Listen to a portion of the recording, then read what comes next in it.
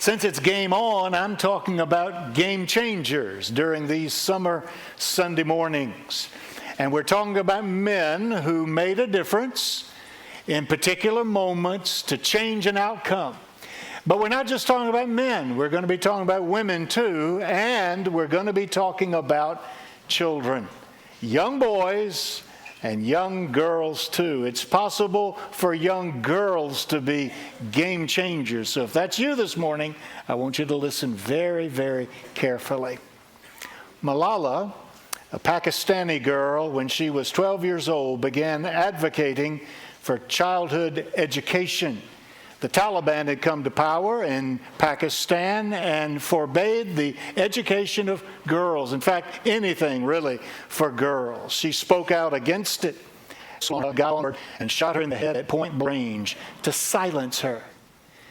But she survived, and 2 years later received the Nobel Peace Prize. She's the youngest Nobel laureate in history at 17 years of age, still advocating for the education of girls. Mari Copeny, 8 years old, from Flint, Michigan, was concerned about the quality of the water in Flint, and nobody was doing anything about it. She wrote a letter to President Obama complaining and asking for help. He came to Flint, and when he got there, he wanted to meet with Mari Copeny. When the press asked her what that meant to her, she said, "It means one girl can change the world. Any age, a girl can change the world." Absolutely. And in our text today, we see the story of a young girl who was a game changer. The text is 2 Kings chapter 5. 2 Kings chapter 5. The whole chapter is fabulous, and we looked at it Wednesday night in our midweek Bible study. Today, the first 14 verses. You follow along silently as I read it aloud. Now Naaman was commander of the army of the king of Aram. He was a great man in the sight of his master and highly regarded, because through him the Lord had given victory to Aram. He was a valiant soldier, but he had leprosy. Now bands from Aram had gone out and taken captive a young girl from Israel. We don't know how young, and we don't know her name, but a young girl taken captive. And she served Naaman's wife. She said to her mistress, "If only my master would see the prophet who is in Samaria, he would cure him of his leprosy."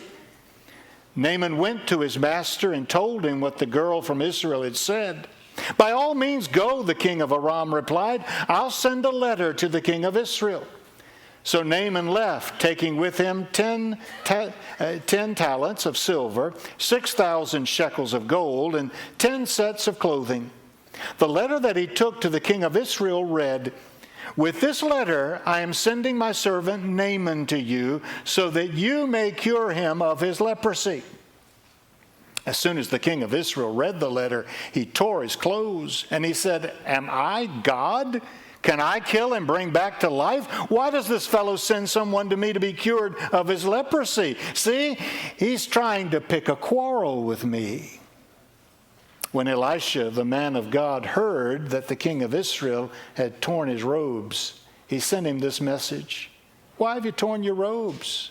Have the man come to me, and he will know that there is a prophet in Israel." So Naaman went with his horses and chariots and stopped at the door of Elisha's house. Elisha sent a messenger to say to him, "Go wash yourself 7 times in the Jordan, and your flesh will be restored, and you will be cleansed." But Naaman went away angry and said, "I thought he would surely come out to me and stand and call on the name of the Lord his God, wave his hands around over the spot and cure me of my leprosy. Are not Abana and Pharpar the rivers of Damascus and any waters of Israel? Wash in them." And so he turned and he went off in a rage. Naaman's servants went to him and said, "My father, if the prophet had told you to do some great thing, would you not have done it? How much more then when he tells you, 'Wash and be cleansed'?" So he went down and he dipped himself in the Jordan 7 times, as the man of God had told him, and his flesh was restored and became clean like that of a young boy. Here's a young girl, really the hero of the story, who was a game changer. Now, the story is about Naaman. Naaman was a 5-star general in the army of Syria. A lot of great things said about him in the very first verse. Highly regarded, a leader. He was valiant. He had everything going for him, but he had a problem. And you know, that's true of all of us. You can say whatever you want to about us. I mean, we look pretty good this morning. We seem to have it all together. But in every one of our lives, there's some problem, isn't there? And only God knows it. Maybe your closest friends know it. But you've got a problem. The fact is, we've all got a problem, a very serious problem, something like leprosy. For though we may have position and we may have reputation, we may have a little money, we may be well regarded, we've got the problem of sin. It's in every one of our hearts, and it's going to destroy us. It's going to take us down to the pit unless something happens. Yeah, Naaman's got it all, but what good is money and position and reputation when you're about to die? He was a great man, but he was a leper. This is a famous story in the Bible. It's so famous that in the New Testament, Jesus quotes it. The Gentiles too, because you see, Naaman was a Gentile. Let's talk about this girl. There are a lot of reasons she had not to say a word. She could have remained quiet. First of all, her gender. She was a girl. And in that time and in that place, girls had no standing whatsoever. They were not highly regarded. She was already limited in the eyes of the world. Girls are somehow second class. When the Bible says in Genesis that God created male and female in his image. Girls are special. Sometimes even girls buy into this idea. I read a survey in The Guardian which indicates that most young girls think that the term brilliance better describes boys than girls. Being real smart is more an attribute for boys than for girls. It's not always that way. When girls start out in school, they start out strong. They're the first to raise their hand. They've got the answer. But by middle school, they're just as smart, but they stop raising their hands. They let the boys go ahead of them. They don't want to appear to be smarter, and so they limit themselves because they are girls. She could have been quiet for that very reason. And then there's her age. We don't know her age, but I'm imagining she's preteen. She's young. And so who's going to listen to a child? This is grown-up stuff. Who cares what she has to say? I love talking to children. I love talking to little girls. And I'm trying to do something in my old age that I didn't used to do. Now when I see a young girl, instead of saying, "Oh, you look so pretty today," and they do, but instead of saying that, I'm trying to make myself say, "What are you reading? What do you like to do on a summer's day?" Because when we always start with, "You're so pretty, that dress is so lovely on you," we may be communicating that their highest value is in their appearance, not in how they think and not in what they do. Paul wrote to Timothy, "Let no one look down on you because you're young." And then there's her position in society. She's a girl, she's a young girl, and she is a servant girl. That's the lowest rung on the ladder. She has no standing. And her position in this relationship, she is the servant of this woman and her husband Naaman. Huge intimidation factor. I mean, how can you speak up? She is to be quiet, to be seen and not heard. I wonder if she knew Psalm 139, verse 14, or the gist of it anyway. I praise you because I am fearfully and wonderfully made. God has a plan for girls too. He can use young girls to make a difference in the world. So those are external factors, but then something might have held her back from within. She could have been bitter about her captivity. I mean, maybe she had quite a life planned out for her back home. Maybe she came from a wealthy family. Maybe she had all kinds of unlimited opportunities. But now she's been ripped from her parents, taken away from her country, and now she's in a strange place. She could have been bitter about it. I mean, you could be bitter about whatever's going on in your life because it wasn't what you chose. It's not what you wanted, but it's where you find yourself. And because of that, you're a little bit angry with God and you don't want to serve Him, even though He opens doors for you to do that. She could have let bitterness take her, and she could have asked the question, well, why should I help Him? He's my master. He took me away from my mama. Why should I help Him? Why should I do anything for my enemy? And she could have stayed quiet because, honestly, this was really none of her business. She wasn't the one who had leprosy. It was somebody else. None of her business. And you know, the thing about servants, people will talk openly in front of them about their affairs and their situations because they know the servant will not say a word. There's a code of silence. And so maybe Naaman and his wife, they're talking about this sickness and the future, and they know that she won't say a word about it. It's none of her business. Just do the job. And nobody asked her opinion anyway. Nobody asked her. She's thinking, if I dare say something, they're going to snap at me and say, well, it's none of your concern. You just empty the chamber pots. You just do what you're here to do. It's none of your business. And you know, we could say that when we face a moment in our lives when we need to speak up. We could say, well, nobody asked me, and it's none of my business, and we could remain silent.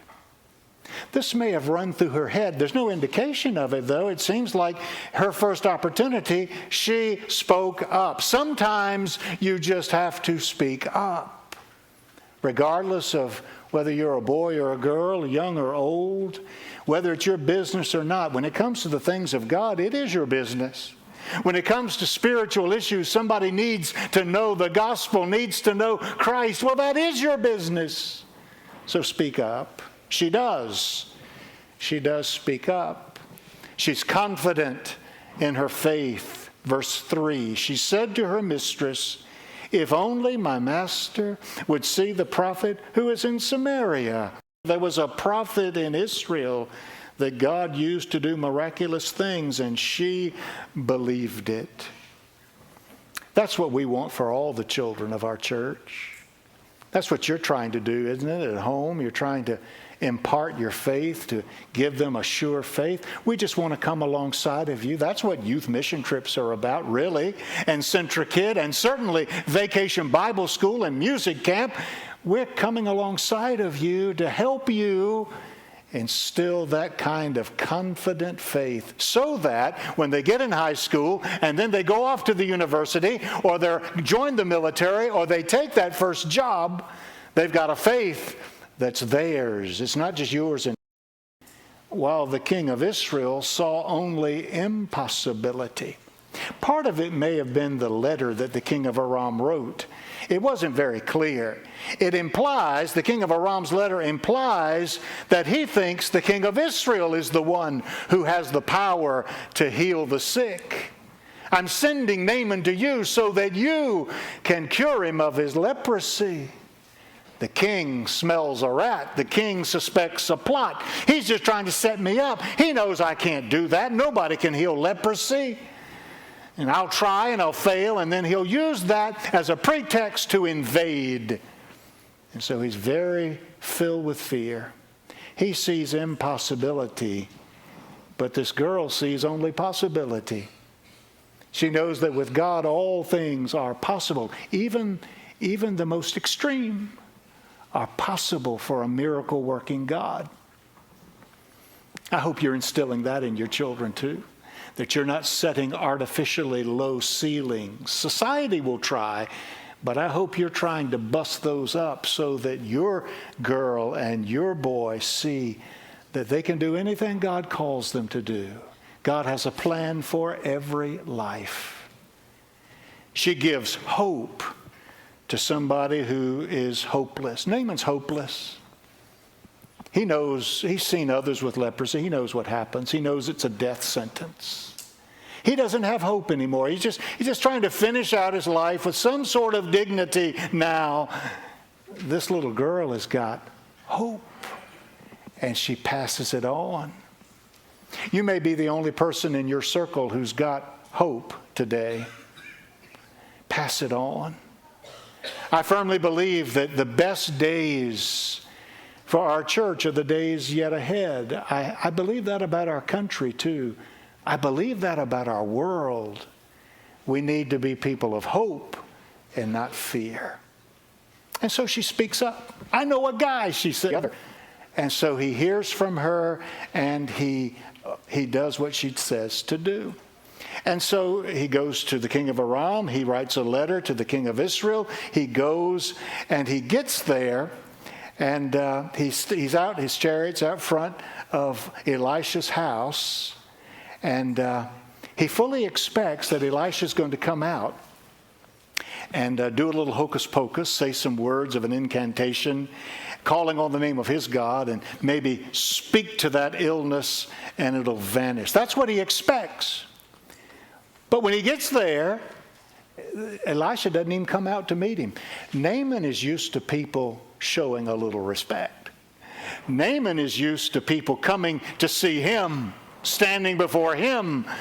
And Elisha stays in his house, sends a servant out, and tells him what he needs to do. Go to the Jordan River, and it was muddy. Maybe you've seen it, kind of narrow and muddy. Go to the Jordan River and dip yourself 7 times, and then you will be made clean.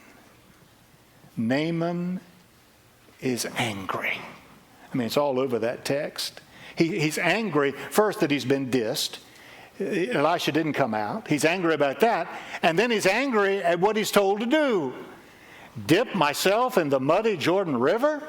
I could have stayed home. We got cleaner rivers back home.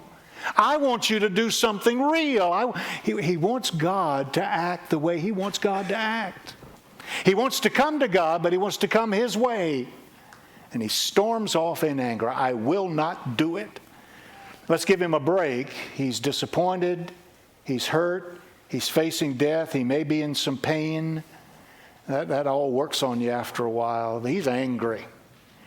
And then the scripture says his servants run after him.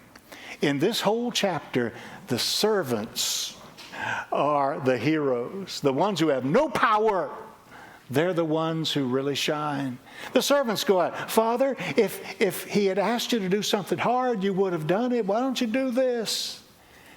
And having nowhere else to go, Naaman agrees. He goes down to the muddy Jordan River, dips himself 7 times, and he's made well. He had to humble himself, and he had to come God's way. Now, you perhaps want to be in a relationship with God, and you want to go to heaven when you die, but you've already figured out how that happens.